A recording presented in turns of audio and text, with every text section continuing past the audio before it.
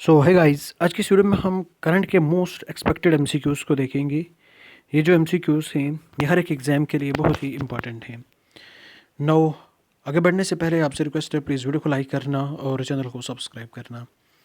Now question क्या बोलता है, डिलिमिटेशन जो इंडिया में है इसके रिगार्डिंग हमें इन स्टेटमेंट्स को कंसिडर करना है। जो डिलिमिटेशन है लोकसभा सीट्स का बिटवीन स्टेट्स, करंटली ये 1971 की सेंसस पे यहाँ पे काम कर रहा है। Now article 82 of the constitution, क्या ये हमें डिलिमिटेशन के बारे में बताता है after every census. Now statement third, जो फ्रीजिंग था डिलिमिटेशन का, क्या वो एंड हो जाएगा 2026 के बाद? तो कौन कौन सा स्टेटमेंट करेक्ट है? 1 and 2 only, 1 and 3 only, 2 and 3 only, 1, 2 and 3। तो इसका सही आंसर जो है वो ऑप्शन डी है, यानी कि 1, 2 and 3।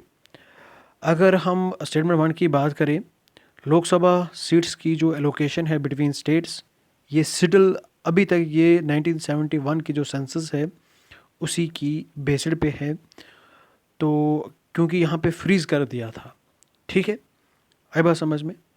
नाउ स्टेटमेंट 2 की बात करें, आर्टिकल 82 ये यहाँ पे बात करता है डिलिमिटेशन के बारे में, रीएडजस्टमेंट आफ्टर एवरी सेंसस, ठीक है।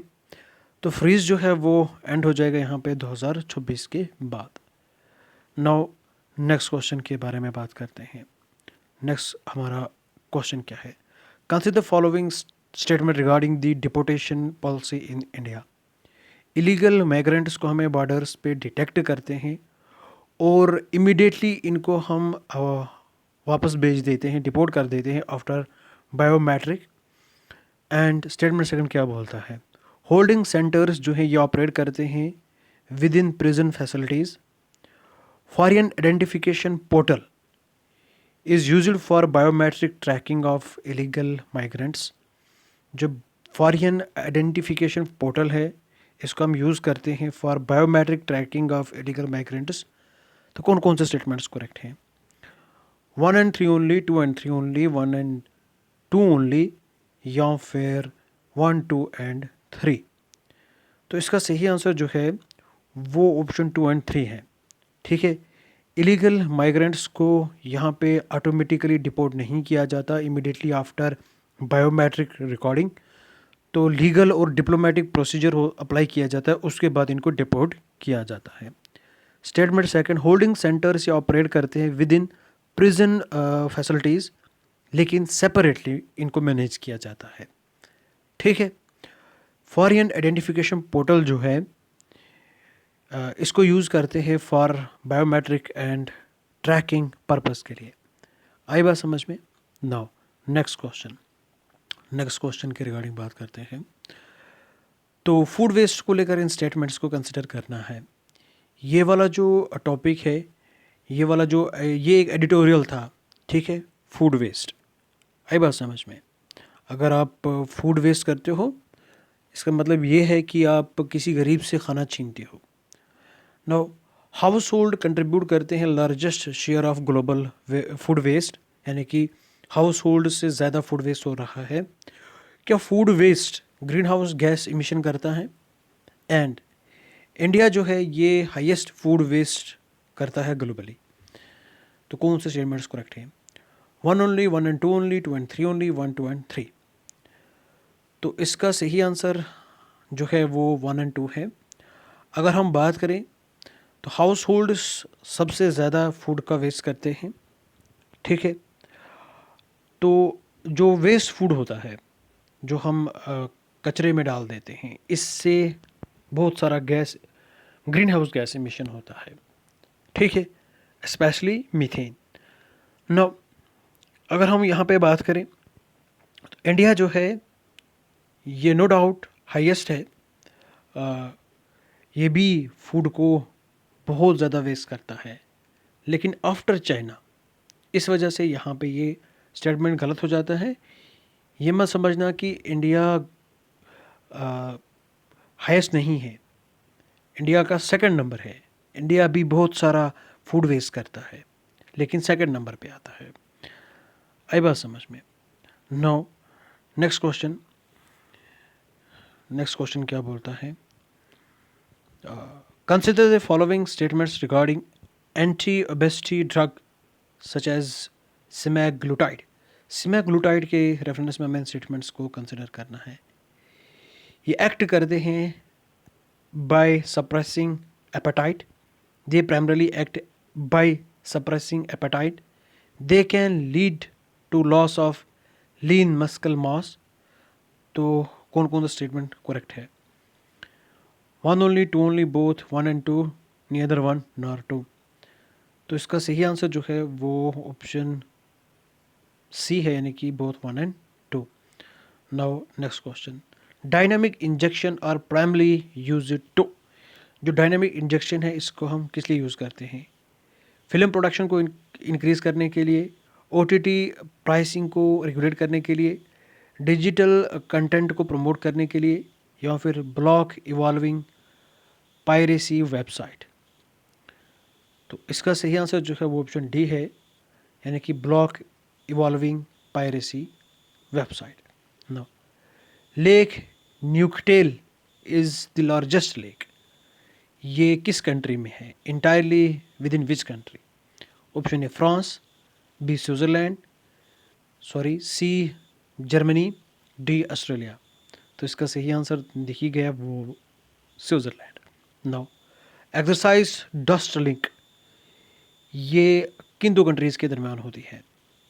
Option A India Kazakhstan, India Russia, एक minute, India Russia, India Uzbekistan, India Mongolia.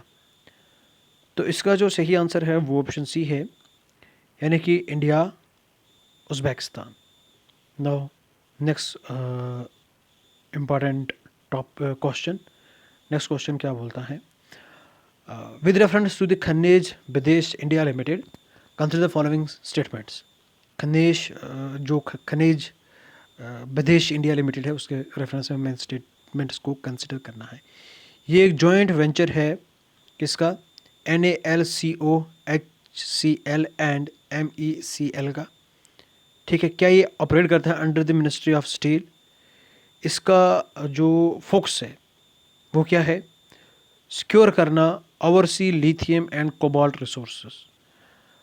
तो कौन सा सही आंसर हो सकता है? इसका सही आंसर बताओ। One and two only, one and three only, two only, one, two and three, या फिर वन ओनली? इसका सही आंसर जो है ऑप्शन ए है, यानी कि वन एंड थ्री ओनली। ये मिनिस्ट्री ऑफ स्टील के अंडर नहीं है। ज़रा ये किस मिनिस्ट्री के अंडर है कमेंट में बताओ। Consider the following statements. Hydrofluorocarbons ये डिप्लीट करते हैं ओजोन लेयर को।